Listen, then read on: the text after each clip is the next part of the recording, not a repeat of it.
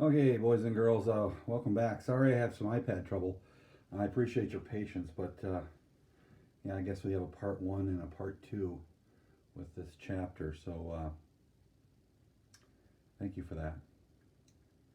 Anyway, there's a woman, Omikaya said softly. Her name is Old Tallow. She's my aunt, but you must stay away from her. Remember, she's talking to the young bears here. The young bear's ears twitched a little. They seemed to listen closely.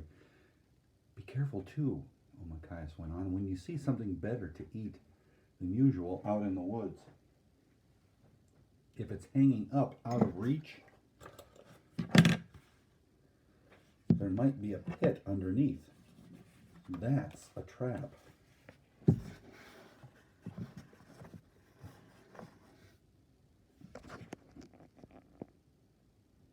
You will fall. You will fall in and die. And guns. My brothers run fast from men carrying big sticks on their shoulders. Stay away from them. Don't go near the humans. Either Nishanabeg or the Shamukamung. Stay deep in the woods. Hide if you hear Old Talo's dogs. So Omikaius reached into her pocket and took out the little handful of tobacco. She put the tobacco on the ground. When she did, she knew she was asking for something, but she wasn't sure what it was.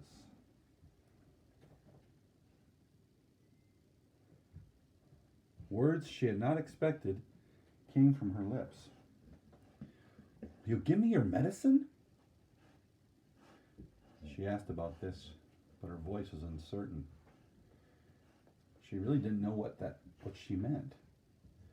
She felt embarrassed at herself. I'm pitiful, she said, just as her grandmother did sometimes when praying. I don't know anything. I want to know your medicine. I want to be like Nokomis. I want strong medicines to save my family. Tears came into Omikaius' eyes. She could hardly see, hardly noticed when the bears wheeled and silently disappeared. Help me, she whispered to the ground. Help me. When she finished talking, she lifted her face and looked around. Her bear brothers had vanished, and she felt better. She set to work gathering a huge load of dry sticks, dead branches, torn off during the winter by heavy snow and ice. As she was piling the branches higher and higher, she saw on the side of a dry piece of birch wood the gray hoof of a mushroom. A tiny voice whispered in her head, a low voice, muttering. When she picked up the branch, she grew louder, or the voice grew louder, but she still couldn't make out individual words. She added the branch to her pile, bound the pile with a thong, and carried it back to the camp on her shoulders. From time to time, as she walked back to camp through the woods, she heard a small sound, a word or two, muffled under the snow and leaves. By the time she reached the sugaring camp, she felt a little bit afraid. What were these voices? What did the whispering mean? Standing in the clearing, safe, she peered into the maze of branches and undergrowth. Shining scraps of snow lighted the ground as far as she could see. The sounds of voices, small and whispery, still floated from the depths of the woods.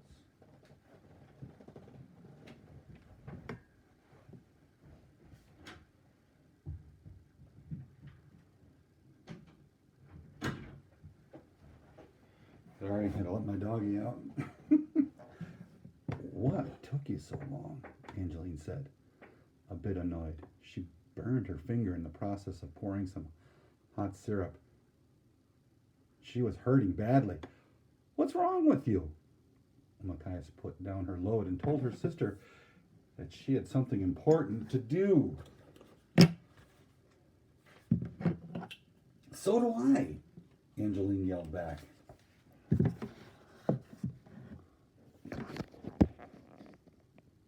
Matthias walked over to Nokomis. She was fashioning some cones of birch bark for the sugar. She had saved a string of duck bills, too, that she filled with sugar for a special treat. Omikias sat down beside her. "Nokomis," said Omikias, her voice soft and troubled. "I talked to my bear brothers. I listened to them, like you told me." Immediately, Nokomis set down her work, wiped her hands on her skirt, and brought her granddaughter over to a wide fallen log to sit with her.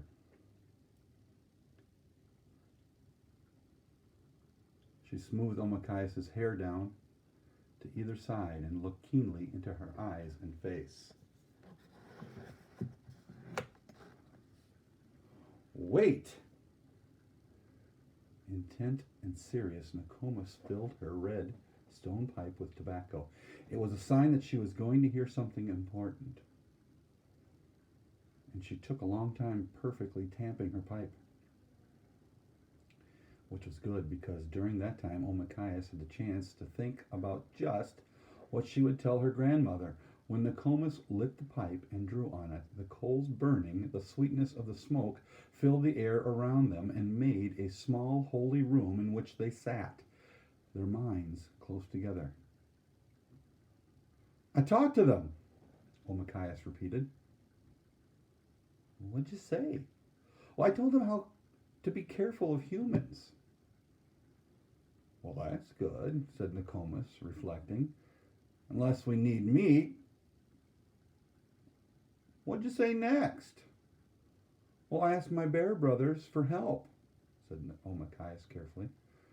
"What did they do?" "Well, I don't know." "What do you mean?" A wreath of smoke swirled around Nokomis' face. "Well, I asked them for medicine," said Omikias. "And when I looked up, they were gone. But as I walked back here, I heard voices." Omikias looked quickly at her grandmother to see if she understood. And as she only nodded, Omikias went on talking.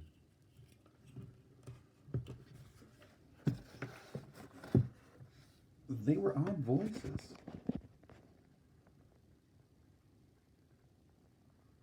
All different types of voices. Did they come from the woods? Well, yes. Well, did you understand what they were saying to you? No. Neither did I, said Nokomis, her voice pleased. Not at first. So Omikias looked at her grandmother, remembering the time she had asked whether the plant medicines had ever spoken to her. Nokomis took the pipe from her lips and gave Omikias a long and searching look of regard. Her eyes beamed out a quiet message of love. Nokomis understood the meaning of what had happened, understood why the voices had spoken, understood what it meant for Omikias' future, and was proud and glad to have a granddaughter who was chosen to be a healer. Even now, today, I sometimes don't know what they're saying. But then, I'm old and getting weak, said Nokomis. You're young and strong, Omikias. And as I teach you about my medicines, you'll hear them more clearly. Do they talk to you every day? Oh no, but often enough. Why were they talking all at once? Omikias wondered. Nokomis thought for a while.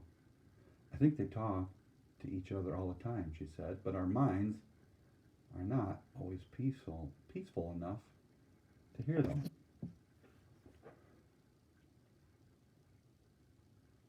Nokomis told Omikias that bears dig for medicine. They are a different kind of people from us. They don't use fire, but they laugh. They hold their children. They eat the same things we do and treat themselves with medicine from certain plants. They are known as healers. Those in the bear clan are often good at healing others. Nokomis said all these things while stirring syrup, sugaring, constantly checking and rechecking the fires, making extra maycucks and cones of birch bark to hold the sugar they would have that year. It turned out to be a good year. The sap went down into the roots during the cold nights, came up strong when the sun warmed the trunks during the day. The winter had started out bare, frozen the trees deeply, frosted the trees deeply, and then the deep snows had fallen. That was known as the best kind of year for maple sap. No thunderstorms marred the flavor of the sugar. No prayers for good weather went unanswered. So Omachias' family, sugared close to Auntie Muskrat's, and her cousins flooded into their camp. A wave of flying limbs and eager faces, ready for the vast games the children played all through the trees and brush. Omachias forgot the bears, forgot the whispering of the plants, became a cousin with a pack of cousins roaming the camps, stealing bits of sugar, laughing at each other. The girl cousins and her friends, Two Strike, Twilight, and Little Bee, played together in such a lively way. They were a tangle of girl. She even went to sleep each night with a tiny sense of anticipation in her heart. Still, she thought of Niwu. Even her cousins could not take away that sadness. The work came first, but then lengthening light in the afternoons kept the children at play outside and kept the aunts talking. The men gossiping, grandmas reminiscing about their own playing days as small children when they roamed the sugar camps. Always, in the near distance, sacred drums were sounding. The sound of the drums called people to the good life, a way of kindness, love, and deep respect for all.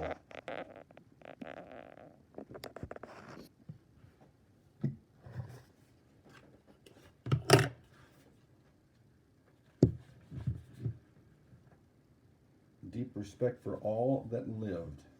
Day Day sometimes sang to help Fishtail. Often there was a healing ceremony, a doctoring to cure the winter's illnesses. The old people talked to the young people, teaching them about the way to live as Anishinaabe in this world, Nokomis taught. But sometimes had to tend to the sugar house fires. So many days she stayed instead of going to the ceremonies. Mama came and went, Angeline too, and sometimes they brought Omachias to the big lodge with the endlessly burning sacred fire. Always on entering, Omachias walked around the fire the same way the sun travels. Then she sat down in the calm of the lodge and listened to the crackle of the scented flames. Waited for the throb of the drum. Pinch came too, but he never sat still. Not for an instant. He dived in and out of the lodge, snagged food wherever he could get it, fell asleep in the blankets Day Day kept spread in the corner near Fishtail and Day Thunder's drum. Pinch woke, jumped up, bolted from the lodge.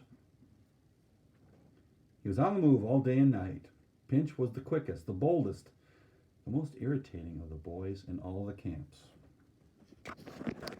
One day while Omachias was busy helping Day Day and the others were at the big lodge, Pinch made himself a small bow, strung with a bit of sewing sinew and a couple of arrows made from sharpened plant stalks. He sneaked through the woods, longing to make his big kill. If only a deer just his size would pass by, or a moose maybe. If not that, a fish. He could surely open a fish with one of his arrows. Pinch tramped the edge of the lake and many times edged out as far as he could go on the rocky shore. There was a small margin of water now before the ice began, and the fish were hungry.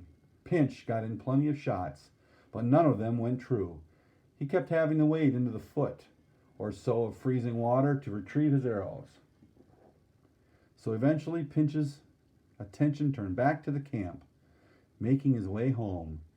he resolved that he would hunt and shoot anything to impress his family, especially his sisters, who thought he was a nuisance beneath notice, as irritating as a fly.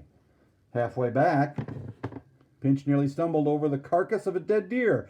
It had died not long ago and lay cold and still right in his path. Hurrah! Pinch yelled fiercely. He had an immediate thought. Drawing his arrows out of the quiver he constructed for himself, he managed, though with great difficulty, to stick them into the carcass of the deer. He lodged one at the heart and one at the throat. Then he gave 4 loud, ferocious shouts. He'd made his first kill. Now there would have to be a feast for him.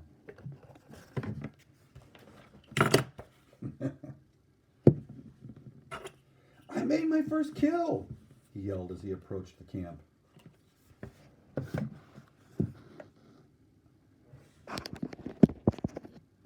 Everyone turned to look at him, thrilled with himself. He bounded forward in such intense excitement that he bumped straight into Day at the side of a kettle, just as he was pouring boiling hot syrup into a sugaring trough. Pinch screamed as the syrup spilled over his feet. Even though they were protected by moccasins, much of the sap flooded in through the open top flap and burned poor Pinch badly. Much worse than Angeline's finger. Pinch was no silent sufferer, and yelled so loud that Omikias thought the whole camp would come running to his side to see what was the matter. The drums were too penetrating, though, and blocked the sounds even of Pinch's pain. Gently, Day removed Pinch's moccasins. The burns were deep. The skin was already bubbling and dangerous looking. Pinch needed quick treatment, and most of Nokomis's medicines were back at the cabin. Day set out at once to fetch Nokomis, leaving Omikias alone with Pinch.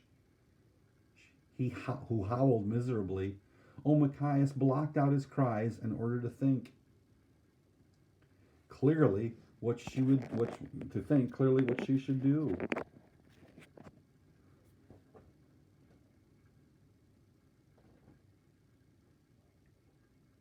Nokomis had left her a small pouch in the sugar house, the one that she always carried for emergencies.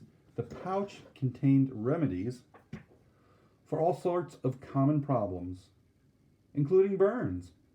Omikias remembered it, took it from its corner, and sat down near Pinch to look at his foot. "Don't howl," she said to him, kindly and soothingly. "You'll bring all the blood to the top of your skin and make it worse."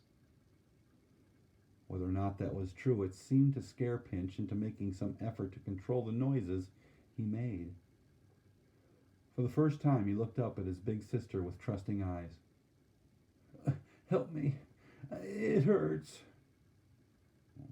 That was all she needed to hear. "I'm going to make it better," said Omikias. And once she said this, she was determined to do exactly that. Omikias examined him carefully. She had seen her Nokomis treat burns. Omikias looked at and smelled the leaves and dried flowers in the birch bark packets that belonged to Nokomis. Horse mint. Omikias removed the packet, tried to remember what to do next. Pinch whimpered and gasped. Omikias took out the stone Nokomis used to prepare her medicines. In the center of that stone there was a hollow, and into that neutral small bowl Omikias put the leaves that smelled summery and sharp, fresh and potent. With the other long stone Nokomis often used, Omikias crushed them into a paste. From a bag of deer tallow she added a yellow smear of grease, and then, forcing Pinch to lie still, she spread the paste on his burns and propped him against a tree. She brought him lots of maple-flavored water, stroked his forehead carefully, soothingly, and as she did this, surprisingly enough, he stopped howling. He looked up at his big sister with a gaze of intense trust. By the time Nokomis, Day-Day, and the others returned, Pinch was quiet and looked alertly around, bright-eyed as an egg, wondering what trick he could play next.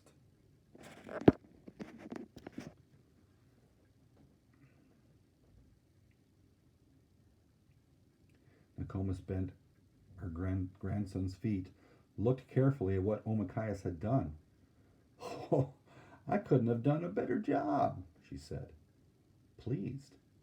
Nokomis gazed proudly at her granddaughter for several long moments. "My girl, you're strong and healing." "And now," said Day-Day kindly, touching his son's prickly hair, "what was that I heard you yell before the syrup spilled on your feet? What was about your first kill?" Pinch looked at his father. He opened his mouth. He tried to tell about the deer, but somehow he just couldn't. He was amazed at himself for not lying. "It was just a mistake," he mumbled at last, looking at his sister. "Megwench," he said, embarrassed to be caught thanking her. It was just that his feet had hurt so badly, and then felt so much better. How had she done that? So that was the very first time Omakayas made someone better with her medicine. Through the years, she would think back to that moment proudly, for her treatment worked. Pinch's feet were better in very little time. His pain was soon gone, and he had no puckered scars. It felt very good to her to heal another human, even if that human was Pinch.